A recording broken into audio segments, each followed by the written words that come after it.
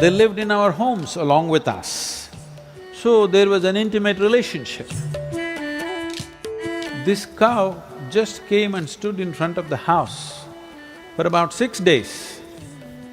Never ate anything, drank anything and died right there after 6 days.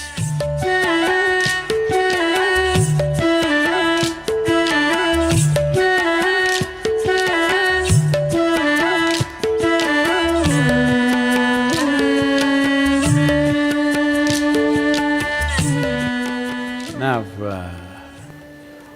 see, the problem is, today you move into an apartment which is on your 10th floor and you're far removed from the earth and you have no sense of how things work on the land. We come from a pastoral culture where our wealth was always measured in terms of how many herds of cattle do you have. You just look back at the time of Mahabharata and other thing, they're always talking about herds of cattle. How many cattle did you have? This is the wealth. Why this was so is because we are a tropical country and we depend on monsoons. When the rains fail, those who had cows, their children survived. Those who do not have cows, their children died. This is a simple wisdom that we came to. So, an animal which gave us milk, which saved our children's lives, we treated it as sacred to our lives. Not only that, cows did not live in a separate cattle farm somewhere, they lived in our homes along with us.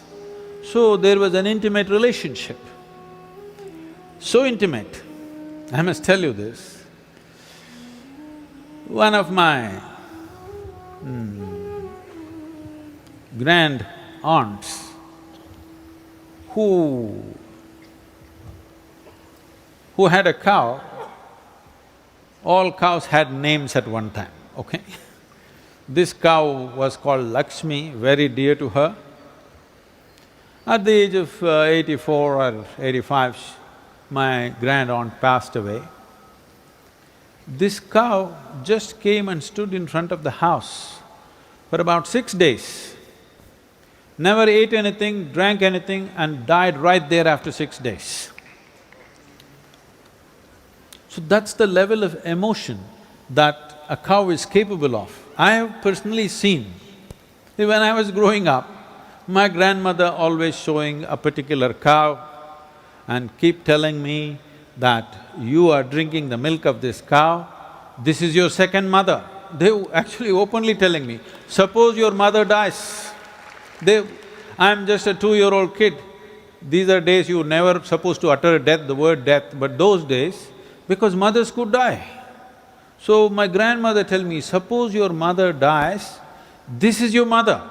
She is the one who is nourishing you. Every day I'm told this.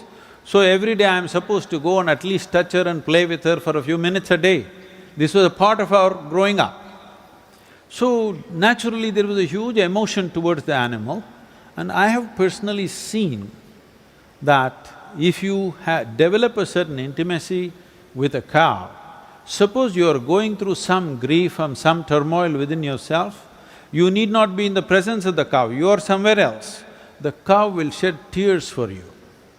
So because it has human emotions, we said killing a cow amounts to murder.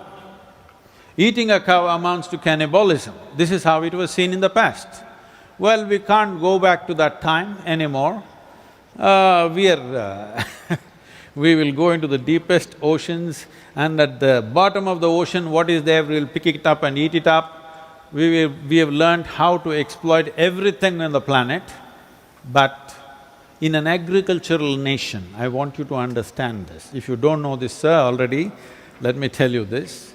25% of India is turning into a desert in the next 10 to 15 years' time. How desertification happens means it's just this. In normal agricultural soil, the minimum organic content that has to be there to call soil soil is 3 to 6%. 3% is the most minimum. But today, in many states like Punjab, Haryana, Marathwada, some parts of Tamil Nadu and Karnataka and Andhra Pradesh, the organic content has gone down to 0.05%.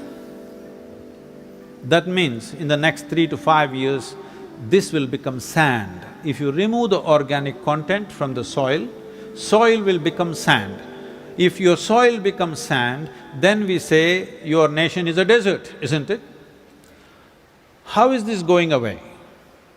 I don't know, young educated people should be thinking about these things, for unfortunately we not doing this.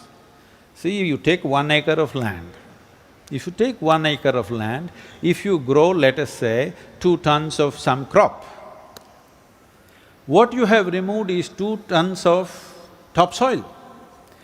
So if you want to put back organic content into the soil, there are only 2 ways: leaves from the trees and animal waste. Trees are already gone long time ago, animals you want to eat it up. How will you preserve the soil? If our soil turns into a desert,